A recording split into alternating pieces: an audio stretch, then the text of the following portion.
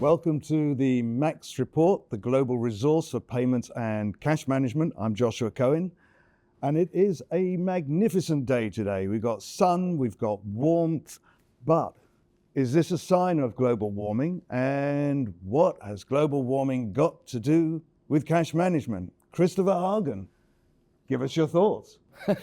Thanks for having me, Josh. ESG and cash management. So let's look at the E, the environmental part.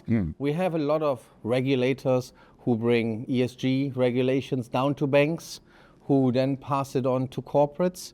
We got banks who reward their corporates for ESG compliance.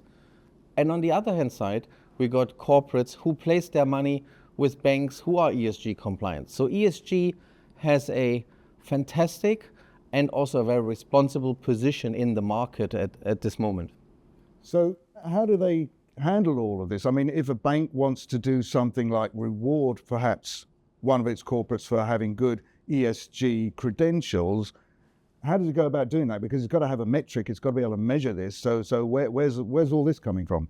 I mean, there is an endless amount of ESG and sustainability related data available already within banks and within corporates. The only problem is that a lot of companies do not know how to harvest this data. So for example, we deal with these problems all the time. And there are several good solutions out there, particularly on the EPM spectrum, where we allow for data, which is very disparate around the different systems, to be harmonized, to be brought together. It allows for paperless reconciliation of your positions, which is very relevant to cash management. So in the end, EPM solutions will bring the data back to a point where we are able to do analytics with AI or other new technologies to really make sense of what the ESG compliance requires. Okay, so you've written a paper recently in your Let's Keep Talking series, and I noticed there's a lot of acronyms there, but presumably they're all directives or regulations. So where's it all coming from and where's it going to? There are several European but also UK regulations. CSRD, to be just named one of them, the Corporate Sustainability Reporting Directive.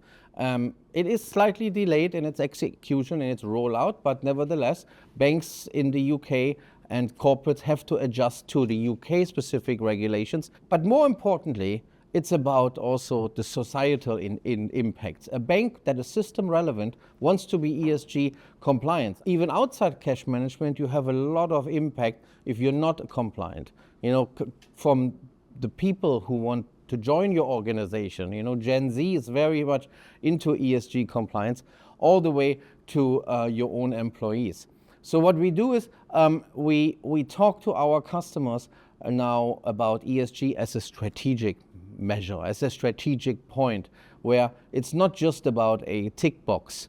It's about really making sure that all the businesses, and particularly when it's about investments, liquidity management, placing money for specific purposes by corporates, ESG is a very strategic decision-making element. So this is a bit of I would describe it as green in, green out. If I'm a bank and I've got a balance sheet, I want good quality clients from an ESG perspective placing money with me, and I want to be able to place my money likewise also into highly qualified ESG borrowers. So that's sort of green in, green out, build a more green focused balance sheet. And also, of course, there's the social side, there's the governance side. But I think typically we seem to be focusing on environmental and gender equality. That seems to be more or less where the biggest focus is. But it's not just placing the money.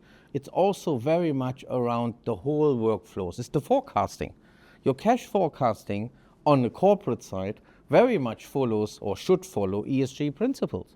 It's your counterparty monitoring has to also take that into... You're talking about governance, Yes. The governance side, the G of the ESG, yeah? Yes, absolutely. I mean, this is important that you follow the whole stretch through, because you're placing a service, or you're providing as a bank a service to a customer, to a corporate, but at the same time, you're requesting the corporate to fulfill the same kind of spirit that you are fulfilling. So you're working on an equal level. And that helps CFOs not only to become more credible with their finances or companies, it helps risk to be managed much better, because there's a lot of risk, as I mentioned, associated with it. So when you're talking with your clients and they ask you in and they say, look, Chris, I want to do this better. I have a whole load of rules and regs coming my way. How can I do it better? What does good look like in terms of when you advise them and you say, look, this is where you want to get to. This is what good looks like. What would that be? So the first point is the acknowledgement that you have a lot of these relevant data sitting within your cash management and other systems. That's the first part. You have to understand there is the fuel for the engine is there. Now, you need to look for how to reap this fuel, right? You bring it out. On the other hand side, you have to look for partners who you're dealing with. That is the bank, right? The bank you as a corporate want to deal with is the bank that fulfills these standards. Likewise, from a bank perspective, you need to be able to fulfill the regulations. Again, understanding where you have the data and where you can integrate into your corporate's data. There are endless new capabilities on the API side where you integrate with corporate, you exchange data, and you make sure that the analytics, often supported by AI, actually help you to make sense of it, to govern and report. So now you're into the technology piece here, and the technology clearly is an enabler. What I've seen in the past is lots of digital islands. So one fintech comes up with a capability that does one thing, another fintech focuses on a capability to do something else, and another something else. So then as an organization, I end up with taking technology from a number of different sources, and it doesn't all speak to each other. So is that where you're saying this is where the APIs come in, and you're trying to sort of create a tapestry where all of these different technologies can work together?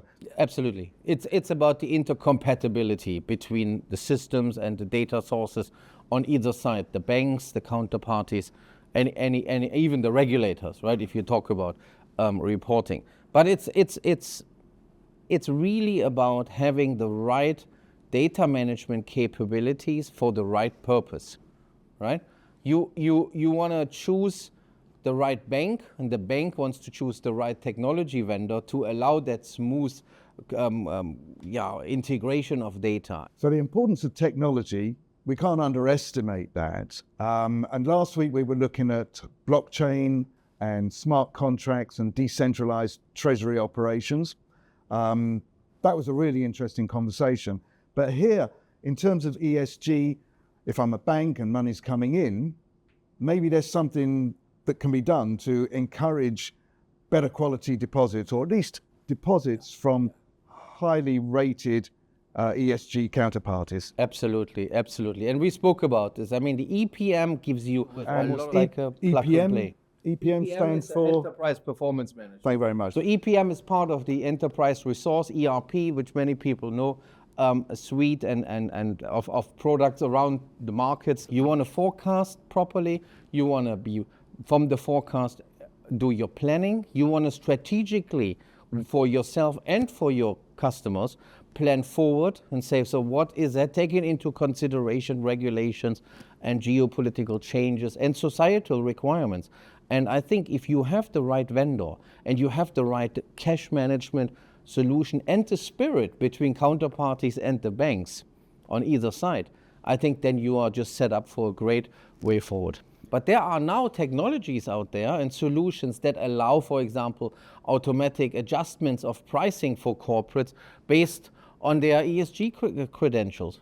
Just imagine a bank could reduce the price of deposits by, per se, perhaps 2 to 3 basis points. That would be really, really great, and it would be very incentivizing. Yeah, so a highly qualified corporate placing a deposit with a bank would automatically get an extra 2 or 3 basis points because of its ESG credentials if they're high, and if they're not, maybe the bank is a little bit less keen to reward. Exactly. So it's basically the corporates leave money on the table if they are not investing in their technology and their capabilities. That's what we're saying. And the banks, on the other hand side, they benefit anyways, because having ESG compliant corporates makes their own ESG rating better as well.